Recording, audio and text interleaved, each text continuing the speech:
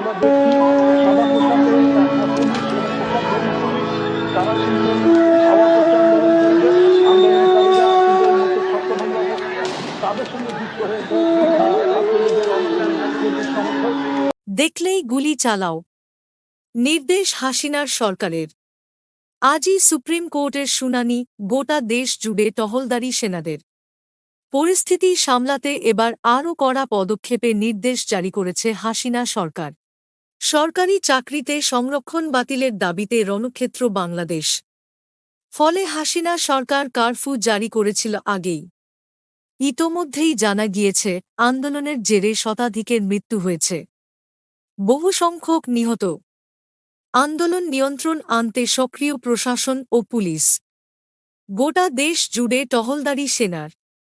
পরিস্থিতি সামলাতে এবার আরও কড়া পদক্ষেপের নির্দেশ জারি করেছে হাসিনা সরকার। জানা গিয়েছে শনিবার ওপার বাংলায় শুট অন সাইটের নির্দেশ জারি করেছে। অর্থাৎ দেখামাত্রই গুলি চালানোর নির্দেশ দেওয়া হল সেনাবাহিনীকে। কারফিউ অমান্যকারীদের জন্য এই নির্দেশ জারি। ক্ষমতাসীন আওয়ামী লীগের সাধারণ সম্পাদক ওবায়দুল কাদের বলেছেন, রবিবার পরিস্থিতি হাতের বাইরে চলে গেলে জনতার উপর গুলি চালানোর অনুমতি দেওয়া হয়েছে। আগামী রবিবার পর্যন্ত বাংলাদেশে কারফিউ চলবে। তারপর পরিস্থিতি বুঝে পরবর্তী সিদ্ধান্ত নেবেন প্রধানমন্ত্রী শেখ হাসিনা। ভিডিওর মাঝে সকলের কাছে একটি অনুরোধ, এইরকম গুরুত্বপূর্ণ খবর প্রতিনিয়ত দেখতে আমাদের এই ইউটিউব চ্যানেলটিকে সাবস্ক্রাইব করে রাখুন। মৃত্যুর সংখ্যা বেড়ে যাওয়ায় এবং পুলিশ সহিংস বিক্ষোভ নিয়ন্ত্রণ করতে না পারায় শুক্রবার বাংলাদেশ সরকার একটি জাতীয় কারফিউ জারি করে এবং সামরিক বাহিনী মোতায়েন করে। শনিবার বিকেলে লোকেদের প্রয়োজনীয় কাজ চালানোর অনুমতি দেওয়ার জন্য কারফিউটি সংক্ষিপ্তভাবে প্রত্যাহার করা হয়েছিল। তবে অন্যথায় লোকদের বাড়িতে থাকার নির্দেশ দেওয়া হয়েছে এবং সমস্ত জমায়েত এবং বিক্ষোভ নিষিদ্ধ করা হয়েছে। রাস্তায় সেনা থাকা সত্ত্বেও উল্টোদিকে মারমুখী ছাত্ররা কলেজ বিশ্ববিদ্যালয় ছেড়ে বেরিয়ে এসেছে লাঠিসোঁটা নিয়ে। ঢাকাসহ অধিকাংশ শহরে টোটাল শাটডাউন। বিরেল যোগাযোগ পুরোপুরি বন্ধ ইন্টারনেট। ফলে বেশিরভাগ স্থানীয় সংবাদপত্রের ওয়েবসাইট বন্ধ হয়ে যায়।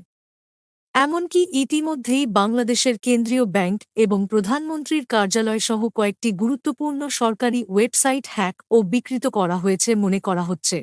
2018 সালেও ব্যাপক ছাত্র বিক্ষোভের পর সরকারি চাকরির কোটা বন্ধ করে দেওয়া হয়েছিল।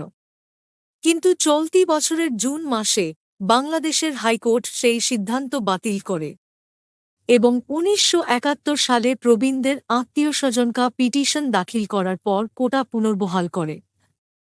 হাইকোর্টের রায়ের বিরুদ্ধে সুপ্রিম কোর্টের আপিল বিভাগে আবেদন করেছে বাংলাদেশ সরকার।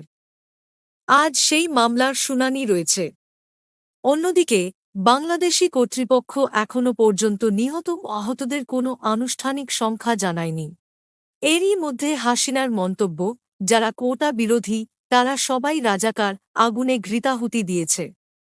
কোটা বিরোধী এই আন্দোলনের নেতৃত্ব দিচ্ছে মূলত ছাত্রসমাজ। ভালমতো প্রভাব রয়েছে জামাত শিবিরের। পরিস্থিতি সামাল দিতে চেষ্টার ত্রুটি রাখছেন না হাসিনা। ঢাকার রাস্তায় শুধু পুলিশ বা র্যাব নয়, নেমে পড়েছে সেনা, সীমান্ত রক্ষী বাহিনীও। অন্যদিকে ঢাকার পরিস্থিতির দিকে তীক্ষ্ণ নজর রাখছে দিল্লি।